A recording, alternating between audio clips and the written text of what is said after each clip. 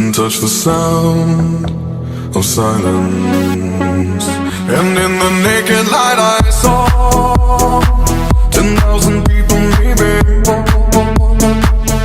people talking without speaking, people hearing without listening, people writing songs that voices never share, and no one dared disturb the sound of silence. Fool said, you do not know.